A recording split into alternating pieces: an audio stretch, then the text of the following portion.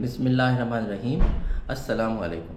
आज का हमारा मौजू है पाकिस्तान में महंगाई के होते हुए अपना घरेलू बजट आप कैसे बनाएं।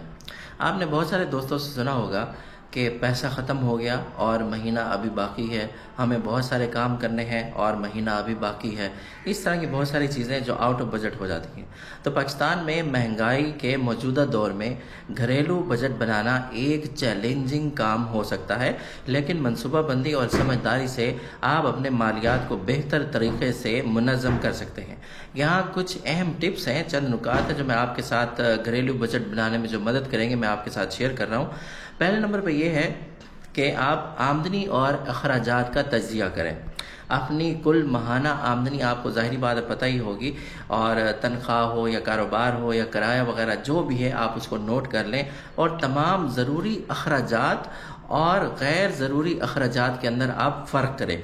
जिस तरह से बिजली का बिल आपको अदा करना है, गैस का आपको देना है, पानी का बिल आपको देना है, बच्चों के स्कूल की फ़ीस आपको अदा करनी है, ग्रॉसरी वगैरह है, इलाज मुआवजे के लिए खर्च आता है, ये तमाम ज़रूरी अखराजात हैं। और गैर ज़रूरी अखराजात जिस तरह से कि आप बैरूनी किसी होटल में जाते हैं, वहाँ खाना खाते हैं, गैर ज़रूरी शॉपिंग करते हैं, तफरीह की जगह पे जाते हैं, आप इन तमाम चीज़ों को अलग करें।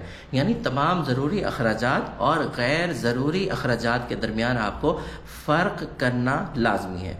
दूसरे नंबर पे यह है कि आप तरजीहात को तय करें कि ज़रूरी अखराजात को आप सबसे पहले करें, जैसे कि आपको राशन देना है, बिल्स देने हैं, कोई अद्वियात लेनी है, और गैर ज़रूरी अखराजात को आप कम से कम करें, या हो सके तो उसे बिल्कुल आप मौखर कर दें।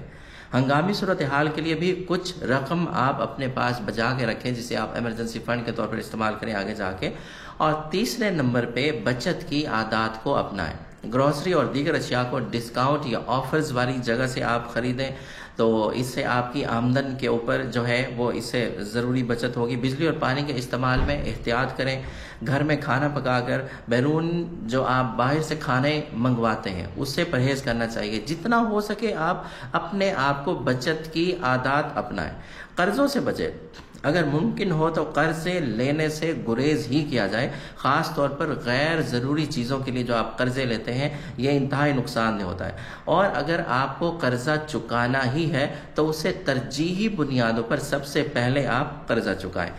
तो पाँचवें नंबर पे है तवील मुद्दती मनसूबा बंदी करें। अगर आपकी आमदनी कम है और आप चाहते हैं कि आपकी इजाफी आमदनी हो, तो बेहतर आमदनी के ज़राए तलाश करें, पैसिव इनकम तलाश करें। इसके ऊपर आप होमवर्क करें, 1 हफ्ता करें, 2 हफ्ते करें, महीना 2 महीना करें, लेकिन आपको passive income at the end आपको बनाना ही होगी, जिससे आपका बजट जो है वो आउट ऑफ कंट्रोल नहीं होगा। और इस तरह से हर माह के आखिर में आप अपने बजट को फॉलो करें और उसको रिव्यू करें कि कौन सी ज़रूरी अशिया थी जो हमें ख़रीदनी चाहिए थी, और कौन सी गैर ज़रूरी अशिया थी या कौन सी गैर ज़रूरी ऐसे खर्च हमने किए थे, उनको हम देखें। महंगाई के दौर में अपने अखराजात को कंट्रोल करना मुश्किल हो सकता है, लेकिन मुनज़्ज़म मनसूबाबंदी से आप माली मुश्किलात को कम भी कर सकते हैं। अगर आपकी आमदनी बहुत कम है तो हुकूमती सब्सिडी या प्रोग्राम्स या फलाही इदारों से रुजू करने पर भी आप गौर करें। तो ये 4-5 पॉइंट्स थे, 6 पॉइंट्स थे जो मैंने आपके साथ शेयर किए हैं। आप इस पे अमल करें, अपने दोस्तों को भी बताएं, और जहाँ तक मुमकिन हो सके एक दूसरे की हेल्प करें, इसमें तामुल करें, पैसे में, इनकम में या आमदनी के ज़राए तलाश करने में। तो मिलते हैं अगली वीडियो में। अल्लाह हाफिज़।